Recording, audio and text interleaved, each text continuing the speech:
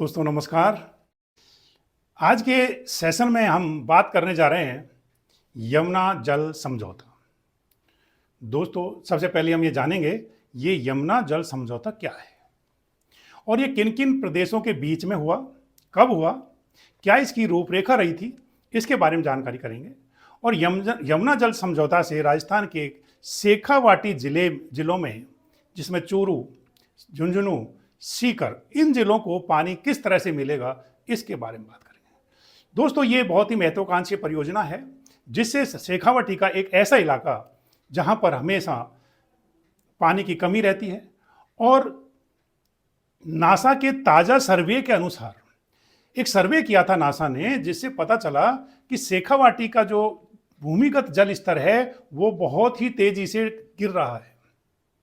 तो दोस्तों नासा की रिपोर्ट और इस तरह से सूखा संभावित क्षेत्र, इन क्षेत्रों में पानी, नदियों के लिंक नहरों से पानी कैसे लाया जाए, इसके बारे में एक कार्य योजना बनाई गई थी और वो कार्य योजना थी यमुना जल समझौता।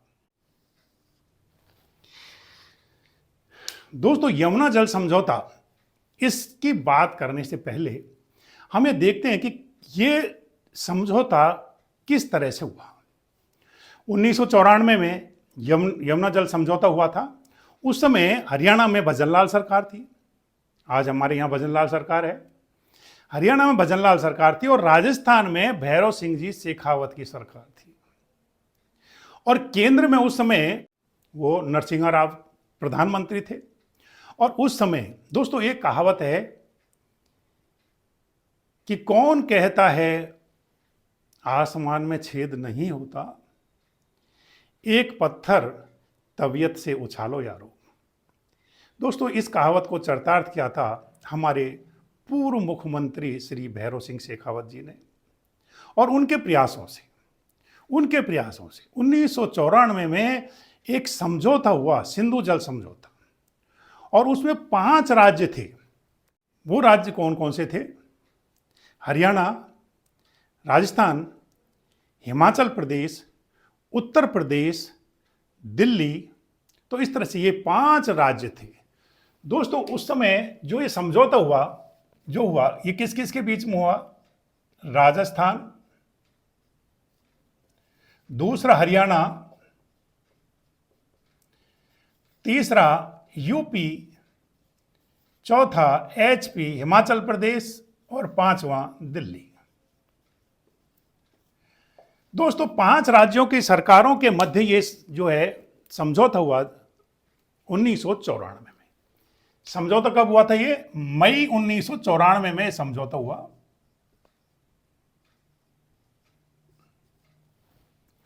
और ये समझौता क्या था? दोस्तों समझौता यह था कि यमुना का जो अतिरिक्त पानी है जो बह जाता है, तो ये समझौता में तय हुआ कि इन 5 राज्यों को यमुना का जो अतिरिक्त जल है वो क्यों न दे दिया जाए, ताकि वहां पर पेयजल की समस्या और सिंचाई की समस्या सदा के लिए खत्म हो जाए। तो इसके तहत दोस्तों 1994 में भैरव सिंह शेखावत जी, भजनलाल सरकार हरियाणा और नरसिंह राव जी केंद्र में उस समय प्रधानमंत्री थे, इनके प्रयासों से एक समझौता हुआ जिसमें राजस्थान को दोस्तों 1917 क्यूसेक पानी देना निश्चित हुआ। 1917 क्यूसेक पानी राजस्थान को मिलेगा, यह तय हुआ। लेकिन दोस्तों कहते हैं कि जब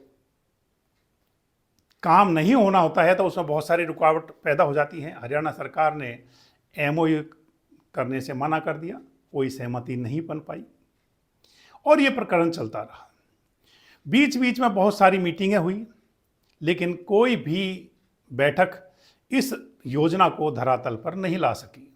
2017 में दोस्तों 2017 में राजस्थान हाईकोर्ट ने लताड़ लगाई और एक हरियाणा सरकार से बातचीत करके पानी लाने के लिए एमओयू करने की बात कही। तो उसमें 31,000 करोड़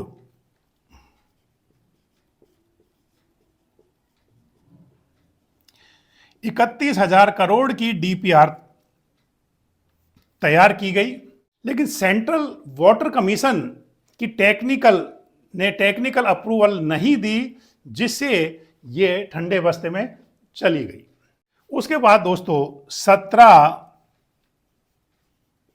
फरवरी 2024, तो 17 फरवरी 2024 को हरियाणा के सीएम मनोहर लाल खट्टर और राजस्थान के सीएम भजनलाल शर्मा के बीच में आपस में फिर बैठक हुई और जल शक्ति मंत्री गजेंद्र सिंह शेखावत इनकी मौजूदगी में ये बैठक हुई और बैठक में ये निर्णय लिया गया कि नए सिरे से डीपीआर तैयार की जाए और इस प्रोजेक्ट को आगे बढ़ाया जाए। लेकिन प्रोजेक्ट जो है वो आगे नहीं बढ़ पाया, क्योंकि उस समय 2024 में हरियाणा में चुनाव थे और ये जो योजना है ये ठंडे बस्ते में चली गई। लेकिन उस समय जो तय हुआ था उसमें 31,000 करोड़ रुपए की जो डीपीआर तैयार हुई थी, इस डीपीआर में 2 फेजों में काम करने की बात हुई थी। फर्स्ट जो फेज है उसमें 17,000 करोड़ और जो सेकंड फेज है उसमें 14,000 करोड़ रुपए खर्च करने की बात हुई थी। 2 फेजों में काम करने की बात पर जो है एमओयू हुआ, लेकिन जब चुनाव आ गए तो ये बात ठंडे बस्ते में चली गई। और तो 17 फरवरी 2024 को इस मीटिंग में एक बात और हुई थी।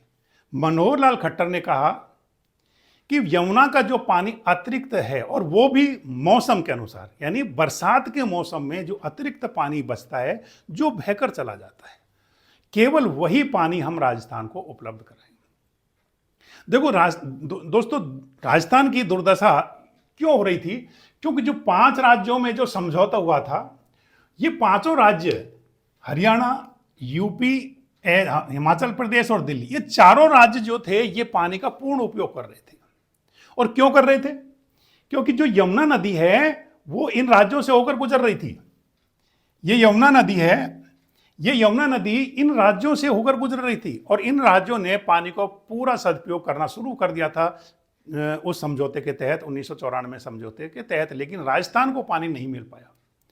उसमें कई अड़चने आ गई थी। एक तो सरकार, अलग अलग स्टेटों में अलग अलग जो सरकारें होती हैं वो किसी पार्टी विशेष की सरकारें होती हैं, तो उस समय वो काम रुक जाता है। लेकिन अब दोनों जगह ही, राजस्थान और हरियाणा में बीजेपी की सरकार है और इस दोनों सरकारों ने मिलकर के जो सीएम नायब सैनी हैं और हमारे राजस्थान के जो चीफ मिनिस्टर हैं भजनलाल शर्मा, दोनों ने मिलकर के पुनः एक वार्ता की और वो वार्ता हुई थी 7 फरवरी 2025। दोस्तों, दोनों में 7 फरवरी 2025 को पुनः वार्ता हुई। यह निश्चित हुआ कि दोनों ही प्रदेश क्या बनाए, अपनी अपनी टास्क फोर्स कमेटी बनाए।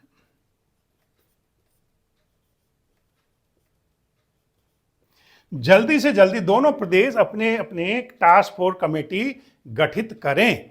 यह बात कब हुई? 7 फरवरी 2025 को टास्क फोर्स कमेटी पर दोनों प्रदेशों में सहमति बन गई। इसके बाद वर्तमान जल शक्ति मंत्री CR पाटिल की अध्यक्षता में हरियाणा के सीएम नायब सिंह सैनी और राजस्थान के सीएम भजनलाल शर्मा के बीच एक प्रस्ताव लिए गए और क्या लिए गए थे? 30 जून को ये मीटिंग हुई थी।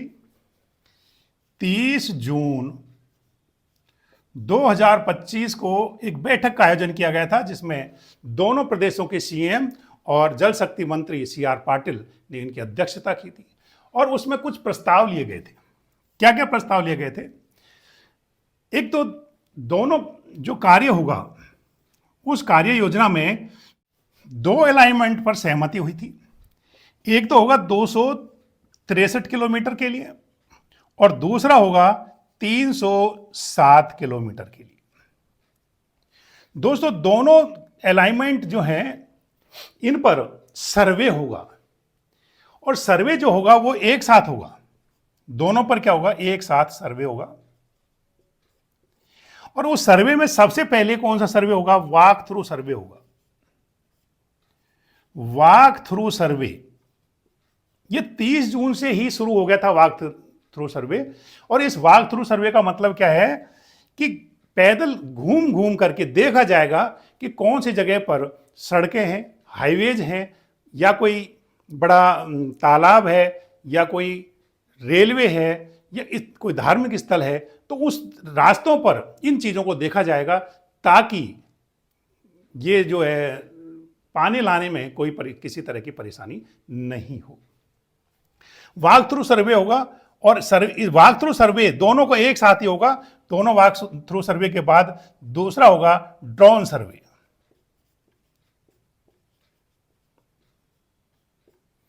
दोस्तों फिर होगा ड्रोन सर्वे, और ड्रोन सर्वे के बाद एक रूट तय होगा।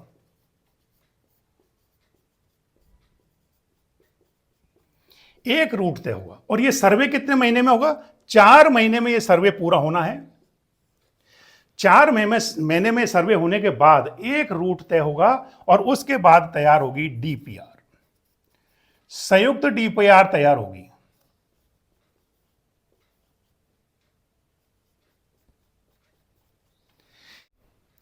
और संयुक्त डीपीआर तैयार होने के बाद क्या होगा, प्रोजेक्ट की कॉस्ट निकाली जाएगी कि इस प्रोजेक्ट में कितनी कॉस्ट आएगी। क्योंकि पहले जो थी वो 31,000 करोड़ का जो है की डीपीआर थी, लेकिन ये संयुक्त जब डीपीआर होगी उसके बाद दोबारा से आकलन होगा, और उस आकलन में प्रोजेक्ट की कॉस्ट निर्धारित होगी। प्रोजेक्ट की कॉस्ट निश्चित होने के बाद दोस्तों 2028 तक शेखावाटी क्षेत्र को पानी मिलना शुरू हो जाएगा। तो शेखावाटी में कौन कौन से जिले हैं, चूरू, झुंझुनू और सीकर, ये 3 जिलों को पानी मिलेगा। और ये कब तक मिलेगा, 2028 तक मिलेगा। दोस्तों ये कार्य योजना कैसे होगी, इस पर किस तरह से कार्य होगा, इस पर आप चर्चा करते हैं। तो दोस्तों इस पानी को, अब देखिए मैंने ये एक जो स्टैंडर्ड नहीं कह सकते मैप को, मैंने एक छोटा सा मैप बनाने की कोशिश की है। ये कोई स्टैंडर्ड मैप नहीं है, केवल और केवल समझाने के लिए है। तो मैंने ये हरियाणा का जो है ये मैप बनाया है, और हरियाणा की ये बाउंड्री है, ये हरियाणा की जो है बाउंड्री दिखा रखी है इस तरह से, ये हरियाणा की बाउंड्री है, और ये राजस्थान है। यहां से ये राजस्थान है, ये राजस्थान है। ठीक है, तो केवल समझाने के लिए आपको कि किस तरह से ये पानी आएगा, ये कार्य योजना कैसे जो है पूरी होगी, इसके बारे में। दोस्तों ये हरियाणा का यमुनानगर जिला, कौन सा जिला है ये, यमुनानगर जिला। यहां से पानी आएगा, और कहां पर आएगा, चूरू में आएगा। दोस्तों सबसे पहले जो चूरू में ये जो पानी आएगा, ये सब पहले पेयजल के लिए होगा, उसके बाद सिंचाई के लिए होगा। लेकिन आएगा कैसे, क्योंकि यहां से पानी लाने के लिए बहुत बड़ा प्रोजेक्ट हमें बनाना पड़ेगा, बहुत सारी कॉस्ट लगेगी।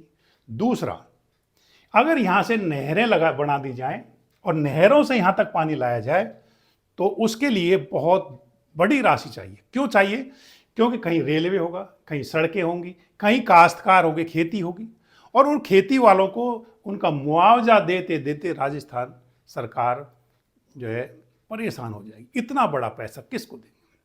तो एक विचार किया गया, और वो क्या है कि यहां से यमुनानगर जो है, यहां पर ताजेवाला, यहां पर एक है ताजेवाला हेड। इस यमुनानगर पर ताजेवाला हेड से अंडरग्राउंड लाइन, पाइपलाइन, लोहे की पाइपलाइन अंडरग्राउंड ला करके, और यहां पर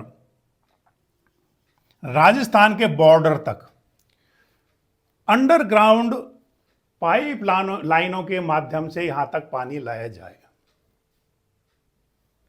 ठीक है साहब, इससे क्या होगा? इससे ये होगा कि पानी की जो लाइन है वो अंडरग्राउंड होंगी, जिससे हमको ना तो किसी मंदिर, ना ही कोई हाईवेज, ना ही किसी तरह की और कोई जो है रास्ते में जो अड़चने हैं उनसे हमको निजात मिल सकेगी, कॉस्ट भी कम आएगी, किसी को मुआवजा नहीं देना पड़ेगा। तो अंडरग्राउंड ये पानी जो आएगा यहां से यहां तक पाइप लाइनों के द्वारा, ये 3 पाइप लाइनों के द्वारा यहां तक पानी लाया जाएगा। ठीक है साहब, आ जाएगा। तो हरियाणा में इतनी सारी नहरें, उनके माध्यम से क्यों नहीं आया जाए? राजस्थान सरकार ने एक बार कहा था, जब समझौता हुआ था उस समय, कि हमारे यहां जो आपकी जो नहरें हैं इनके माध्यम से हमको यहां तक बॉर्डर तक पानी दे दीजिए, फिर हम अपने नहरें बना लेंगे, अपना पानी आगे ले जाने की व्यवस्था कर सकते हैं। लेकिन हरियाणा सरकार ने मना कर दिया कि नहीं, हम कोई नहरों का प्रयोग नहीं करने देंगे, आप अपने स्तर पर नहर बनवाएं, चाहे और किसी तरीके से ले जाएं, लेकिन हम अपने नहरों का उपयोग नहीं करने देंगे। ठीक है सर, राजस्थान सरकार सोच में पड़ गई, आखिर ये संभव कैसे होगा, क्योंकि यहां से यहां तक पानी लाना एक बहुत कठिन कार्य था। इसके बाद अब ये जो कार्य योजना बनी है, इसमें क्या है, यहां पर 3 पाइप लाइनों से पानी आएगा, कहां तक? चूरू तक। और ये कहां से आएगा? ताजा वाला हेड। अब इसके लिए पानी तो आएगा, फिर आएगा कैसे? इस पानी को लाने के लिए क्या करेंगे, कैसे लाएं? इसके लिए 5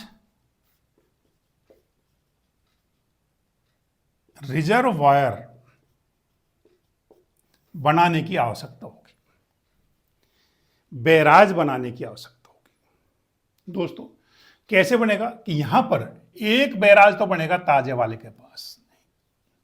ये जो पानी, यमुना नदी का जो पानी है, वो अतिरिक्त तो पानी जो आएगा वो राजस्थान के हिस्से में, उसको यहां पर रिजर्व किया जाएगा, और यहां पर उनका राजस्थान का एक पंप हाउस भी बनेगा। राजस्थान का एक पंप हाउस बनेगा, और उस पंप हाउस के माध्यम से इन पाइपों में ये पानी आगे बढ़ाया जाएगा। और यहां पर चूरू में है हसियाबास,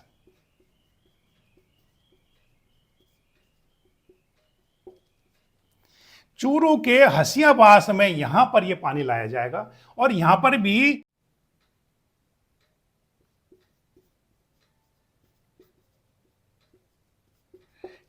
भी रिजर्वायर बनाया जाएगा। कहां पर? हसियाबास में। तो जो उद्देश्य है वो है यहां से ताजा वाले से और हसियाबास जो चूरू में है, यहां से यहां तक पानी लाया जाएगा। और वो किस तरह से लाया जाएगा? पाइप लाइनों के द्वारा लाया जाएगा। और वो पाइप लाइनें कैसी होंगी? अंडरग्राउंड होंगी। यहां पर इसी तरह से झुंझुनू में भी एक रिजर्वायर बनेगा। बुहाना के पास झुंझुनू में एक रिजर्वायर बनेगा। इस तरह से टोटल 5 रिजर्वायर बनेंगे। अब ये कहां बनेंगे? दोस्तों, ये जो सर्वे चल रहा है, अभी 4 महीने पूरे हो जाएंगे तो ये सर्वे पूरा हो जाएगा, और सर्वे में ये देखा जाएगा कि कौन सी जगह पर पानी का रिजर्वायर उचित रहेगा, कितनी मोटी पाइपें लाइन डालेंगी, कितना इसमें टोटल प्रोजेक्ट रहेगा। डीपीआर तैयार होगी। डीपीआर तैयार होने के बाद हमें पता चल पाएगा कि किस तरह से इस पानी को लाया जाएगा।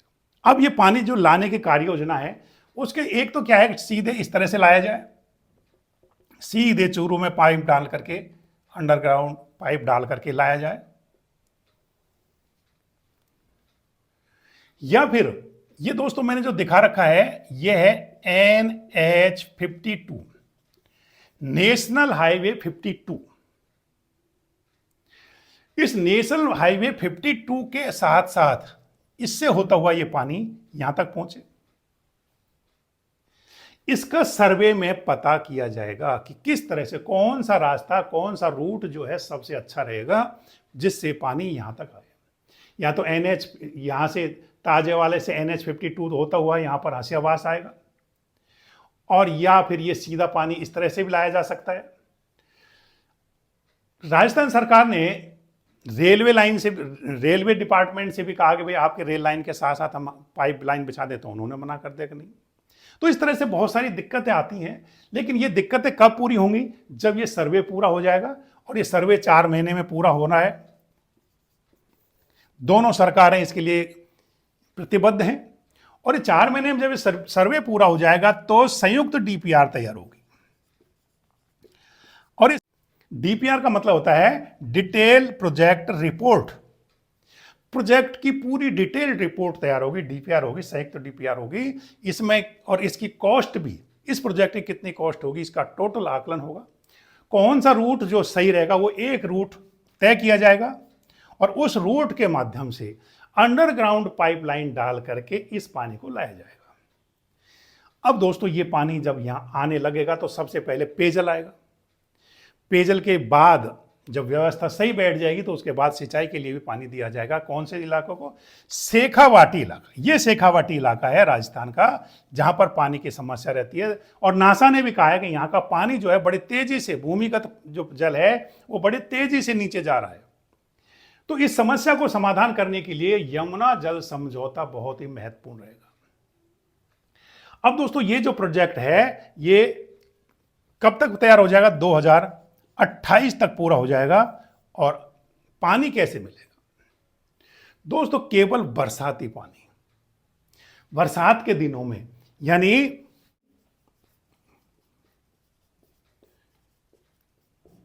जुलाई से अक्टूबर, जुलाई, अगस्त, सितंबर, अक्टूबर, 4 महीने 577 MCM पानी मिलेगा, मिलियन क्यूबिक मीटर पानी, जुलाई से अक्टूबर तक। क्योंकि ये बरसात का समय होता है तो इसका पानी जो है 577 MCM जो मिलेगा ये पानी। उसके बाद जितना पानी बचेगा, जो पानी अतिरिक्त होगा, उसके हिसाब से पानी इन बाकी महीनों में कितना होगा? नवंबर से फरवरी 42 MCM, और मार्च से जून 52 MCM। ये पानी का हिसाब होगा, क्योंकि जुलाई में के आसपास बरसात का मौसम होता है, तो जुलाई से अक्टूबर तक 577 MCM पानी मिल जाएगा राजस्थान को। नवंबर से फरवरी तक 42 MCM पानी मिल पाएगा, और मार्च से जून तक 52 MCM मिलियन क्यूबिक मीटर पानी मिलेगा। दोस्तों फिर ये व्यवस्था कैसे होगी? क्योंकि ये जो पानी है, इस पानी को रिजर्वायर जो होंगे हमारे, उनमें इकट्ठा करना पड़ेगा, और वहीं से पानी के नियोजित करके उसका तरीका किस तरह से उनका सिंचाई के लिए जाएगा, किस तरह से पेयजल के रूप में काम में लिया जाएगा। तो चूरू, झुंझुनू और सीकर, इन जिलों को ये पानी सिंचाई के लिए भी मिलेगा और पेयजल के रूप में भी मिलेगा। दोस्तों 2028 तक ये कार्य योजना पूरी होनी है, सर्वे चल रहा है, डीपीआर तैयार होनी है।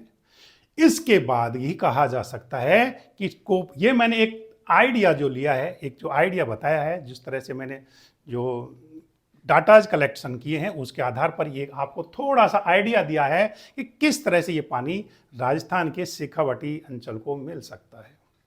तो दोस्तों आपको ये वीडियो ज़रूर पसंद आई होगी।